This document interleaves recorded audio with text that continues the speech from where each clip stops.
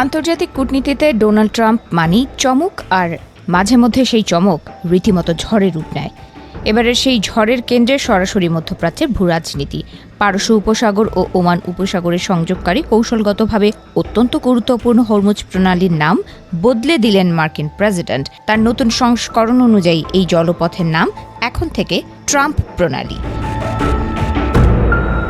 বৃহস্পতিবার নিজের সামাজিক যোগাযোগ মাধ্যম প্ল্যাটফর্ম ট্রুথ সোশ্যালে একটি সংশোধিত মানচিত্র পোস্ট করেন ডোনাল্ড ট্রাম্প। সেখানে দেখা যায় যুগ যুগ ধরে পরিচিত হরমুজ প্রণালীর জায়গায় বড় অক্ষরে লেখা রয়েছে স্ট্রেইট অফ ট্রাম্প বা ট্রাম্প প্রণালী।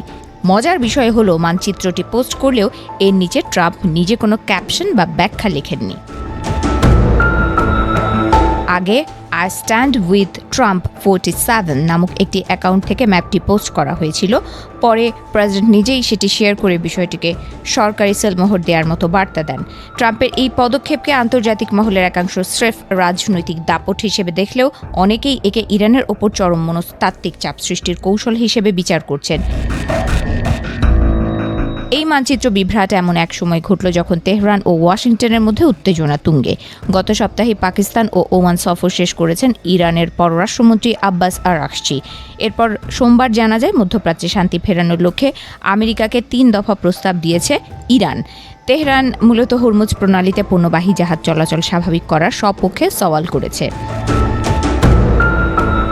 ইরান তাদের প্রস্তাবে জানিয়েছে তারা এই মুহূর্তে পরমাণু সংক্রান্ত কোনো নতুন আলোচনা শুরু করতে চায় না, বরং তাদের অগ্রাধিকার হলো যুদ্ধবিরতির মেয়াদ বাড়ানো অথবা পাকাপাকিভাবে সংঘাতের ইতি টানা।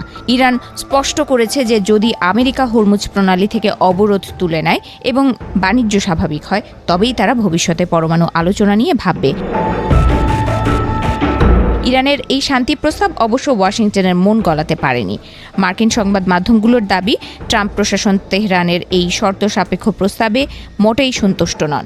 ওভাল অফিস থেকে সরাসরি কোনো বিবৃতি না দিলেও ট্রাম্পের সোশ্যাল মিডিয়া পোস্ট বুঝিয়ে দিচ্ছে যে ইরানকে কোনো রকম ছাড় দিতে তিনি নারাজ, বরং নাম বদলের মাধ্যমে ওই জলপথের ওপর মার্কিন আধিপত্যের দাবি আরও জোরালো করলেন তিনি। হরমুজ প্রণালীকে কেন্দ্র করে সংঘাত কেবল মানচিত্রের মধ্যেই সীমাবদ্ধ নেই। সম্প্রতি এই জলপথে একটি তেলবাহী জাহাজের গুলি চালানোর অভিযোগ উঠেছে ইরানি উপকূলরক্ষীদের বিরুদ্ধে।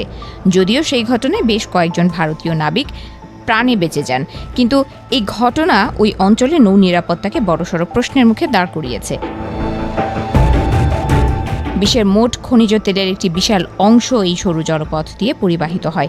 এমত অবস্থায় মার্কিন প্রেসিডেন্টের এই একতরফা নাম পরিবর্তন এবং তেহরানের অনড় অবস্থান বৈশ্বিক বাজারে তেলের দাম ও সরবরাহ ব্যবস্থায় নতুন করে অস্থিরতা তৈরি করতে পারে বলে আশঙ্কা করছেন বিশেষজ্ঞরা। ট্রাম্পের এই পদক্ষেপ আন্তর্জাতিক আইন অনুযায়ী কতটুকু কার্যকর হবে তা নিয়ে বিতর্ক থাকলেও প্রতীকীভাবে এটি যে ইরানকে বড় চ্যালেঞ্জ ছুড়ে দিল তাতে কোনো সন্দেহ নেই।